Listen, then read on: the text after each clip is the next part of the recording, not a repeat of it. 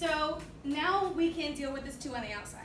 So we've got, don't forget you have these right here, these invisible ones. They're still there.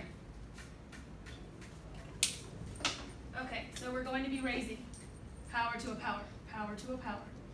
Every time I'm writing that line over there, we're multiplying. So this is going to become 13 raised to the second power. C to the 5th raised to the 2nd, multiplied.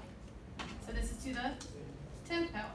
Over 8 raised to the 2nd, and then D raised to the 2nd.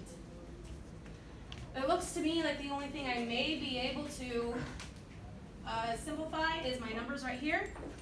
So 13 squared divided by 8 squared gives me this, and that's what I'm going to change it to. Once again, I typed this in the calculator right here. And it gives me 169 over 64. And I still have the C to the 10th and the D squared. We're finally on our last one. All right. Number 8. Multiple things going on. So, monomial raised to the 3rd times a monomial raised to the 2nd. So, I'm going to look here. Can I simplify anything inside? No. So that means I'm going to instantly start distributing my exponents. Okay, so remember, once again, there is an invisible one here, in here, in here, in here. Okay, so this becomes 1 raised to the 3rd power. 2 raised to the 3rd power, because we're multiplying, right? 1 times 3, 1 times 3. M, negative 2 raised to the 3rd power, negative 6. N raised to the 3rd power again, so we're going to multiply those, making it 9. Multiplied.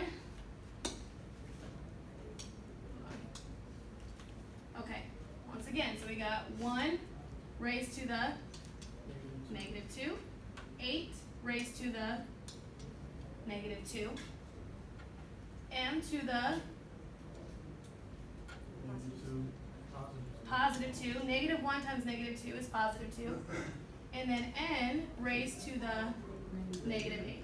Okay. Let me simplify these right here. 1 to the 3rd is 1. 2 to the 3rd is 2 times 2 times 2, which is 2 times 2 is 4 times 2 is 8. So 1 over 8. All right, and then we've got m to the negative 6, n to the 9th, times. Now, if this is a negative exponent and this is a negative exponent, I don't like negative exponents, and what do I get to do when they are negative? If you remember, they move down. If you got a negative exponent on the bottom, it gets to move up.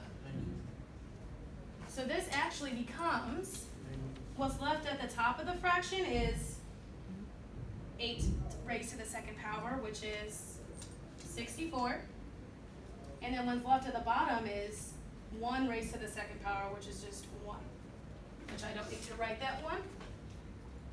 So it's just 64 right here. We still have m to the 2nd, n to the negative 8. Whew, all right. So now we have 1/8 times 64, which is the same thing as 64 divided by 8. That should give you 8 right here. M to the negative 6, m to the 2nd. What do we do with these? You can answer. What do you do with these? Add. So negative 6 plus 2 is negative 4. And then n to the 9th, n to the negative 8, n to the 9 plus a negative 8. 1. I don't need to write it.